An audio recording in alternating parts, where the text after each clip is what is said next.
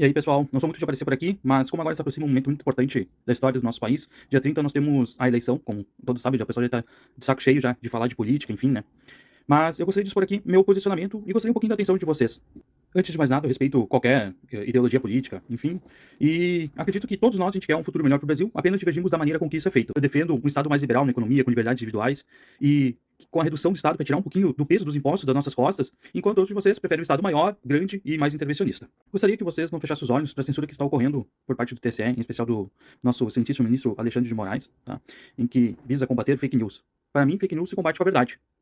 A única maneira de tu parar uma fake news é com a verdade. Elas sempre vão existir de qualquer maneira. O grande problema dessa questão das fake news é que nem a verdade a gente consegue falar mais. A gente não pode falar que Lula é ladrão, a gente não pode associar ele que ele foi incorrupto, que ele foi condenado, que ele foi preso. Isso a gente não pode falar mais. Isso é uma grande restrição da nossa liberdade de expressão. Independente do seu aspecto ideológico, eu gostaria que você visse isso como uma arma que pode ser usada contra você também, tá? Quando vê o seu político, a sua ideologia, ela pode estar sendo cerceada também e você não vai ter como recorrer a mais. Deixa o Estado dizer o que é verdade e o que é mentira, pois ele tendo esse poder, daqui a pouco, o que está ocorrendo como agora, nem a verdade a gente vai conseguir falar mais. Quando eles criam um Ministério da Verdade, como no livro 1944, de George Orwell, em que é criado o Ministério da Verdade, e eles vão dizer o que é verdade e o que não é. Vocês têm noção da gravidade, o que é isso? Não fechem os olhos para isso, por favor.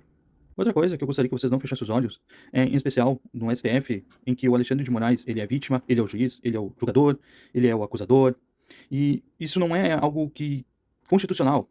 Hoje vocês podem dizer, estão perseguindo alguém que é contra a minha ideologia. Amanhã pode ser que, por exemplo, alguém indicado pelo Bolsonaro venha fazer isso com alguém que você gosta, qual a ideologia que ele defende.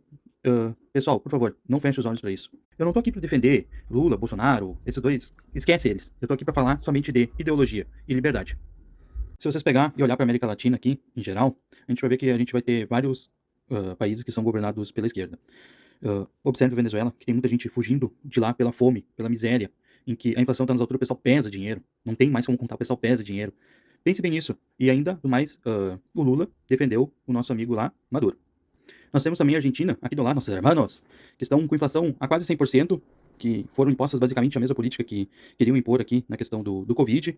E o nosso querido Alberto Fernandes também teve em sua propaganda eleitoral a mesma história que o Lula vem prometendo da picanha. Pessoal, o Estado não vai dar comida, não vai dar picanha pra nós, churrasco. Quem é que vai ir? É a partir do nosso fruto, do nosso trabalho. Esquece isso, não tem como ter isso.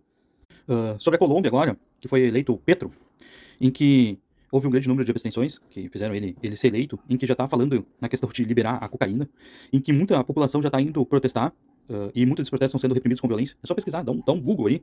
E outra coisa também sobre a Colômbia é que a moeda deles lá perdeu um valor histórico frente ao dólar, então teve uma grande desvalorização da moeda. Aqui também na América Latina tem o Chile, que era considerado um país de primeiro mundo aqui. Teve agora, foi rebaixado o seu nível de confiança. Muitos protestos da população tentaram impor uma nova constituinte lá. E a população rejeitou essa constituinte também. A inflação tá alta, há muito protesto do pessoal na rua. E o Boric também, ele teve o apoio do Lula, né? Assim como o Lula apoia ele aqui.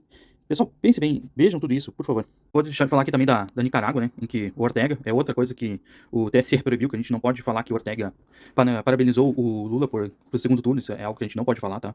A gente não pode falar isso. E em que ele tá perdendo o controle do governo dele lá. E tá perseguindo padres, porque ele é padres, freiras, pastores, enfim, é só pesquisar. Fechou a CNN lá, impôs o Ministério da Verdade. Ele prendeu porque ele foi eleito, porque ele prendeu seus opositores políticos. Essa é a democracia que algumas pessoas entendem e defendem. Eu não consigo compactar com isso. Por fim da minha lista aqui, também tem Cuba, mas Cuba, a gente não precisa quase nem falar. O pessoal lá tá numa situação muito triste. A gente tá tendo recordes de cubanos fugindo pra Flórida, tentando chegar em solo americano lá, porque tá numa situação já insustentável. Todos esses países ou têm uma ligação muito forte com a esquerda, foram de São Paulo, e são da ideologia que o Lula defende e quer implementar aqui, que acha que é a melhor. Pense nisso, pessoal, pense nisso. Fazendo um adendo aqui sobre o fato da Nicarágua, né, em que o Lula disse, o povo da Nicarágua que se entenda com o Ortega, né, mas, meu amigo Lula, como é que o pessoal vai fazer algum tipo de protesto lá, acaba preso? Não tem como, isso não existe. A partir do momento que uma ditadura, um regime totalitário ele for imposto, não há mais muita coisa que a gente pode fazer, é fugir, vai lutar contra, como é que a gente vai lutar contra o Estado? Por isso que eu defendo um Estado mínimo, um Estado pequeno.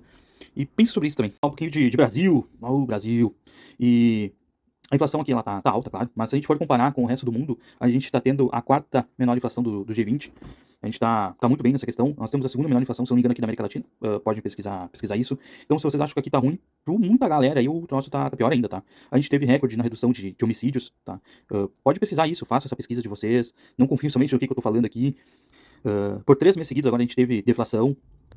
Nós vamos ter superávit após 10 anos, se eu não me engano. Pode confirmar isso aí também. A gente estava tendo um prejuízo muito grande das estatais, então agora a gente está tendo um lucro, basicamente, se não me engano, recorde de muitas estatais. A gente teve muitas privatizações. Ah, mas tu defende a privatização? Sim, defendo a privatização. Quanto menos o governo tem, porque essas estatais elas vão ser usadas para cargo político, troca de favores políticos. Assim como foi usado o Petrolão, Mensalão, escândalos dos Correios. Pessoal, eu vivi tudo isso. Acredito que vocês também viveram isso. E quase finalizando aqui a minha argumentação. Pessoal, o Lula ele roubou, o PT em si, ele roubou, foi acho que o maior escândalo de corrupção do planeta, não sei, não cheguei vou dar essa informação de certeza, mas assim, a partir do momento que a gente coloca o Lula de novo na cena do crime, de volta à presidência, é um alvará que a gente tá dando de soltura pra ele. Eu tô dizendo pro meu filho, pros meus netos, enfim, pra sociedade de modo geral, que o crime compensa, vale muito a pena tu ser político, tu roubar, tu desviar bilhões da saúde, da educação. Eu sou um antipetista porque um dia eu tava no posto com meu pai, tava esperando atendimento precário, basicamente como é em todo posto público de saúde, e na TV tava passando, à noite, mais um escândalo de corrupção do governo PT. E a partir daquele dia, eu prometi pra mim mesmo, o dia que eu for ter um filho, eu quero pelo menos ter um plano de saúde pra ele, porque se eu depender dos serviços públicos, não dá pra aceitar, é muita roubalheira. Falam que o Bolsonaro é genocida. Então, pessoal, quantos bilhões o Lula desviou que podiam ser usados na construção de leitos, na construção de escolas? Reflitam sobre isso também. O que vai estar escrito no livro de história? O maior político ladrão da história do país, ele foi eleito presidente pelo próprio povo, e eu gostaria que essa história não fosse ensinada para o meu filho. Na verdade, eu acredito até ser uma vergonha ele estar concorrendo a uma eleição. Eu tentei procurar o plano de governo do PT, quem é que vai ser os ministros da economia, da segurança, ele não divulgou nada. Você daria uma empresa para um gerente que te roubou e quer voltar, tu vai contratar ele, mas ele vai contratar os funcionários dessa tua nova filial e tu não sabe quem serão esses funcionários que ele vai contratar. Ele não vai dizer, vou contratar colocar Dilma, falava um monte de besteira, na Casa Civil, Haddad é o pior governo do estado de São Paulo na educação. Pessoal, pensem nisso, reflitam sobre isso também. Último recado, então, para finalizar aqui. Busquem a verdade. A verdade, ela sempre vai tentar nortear nossas decisões.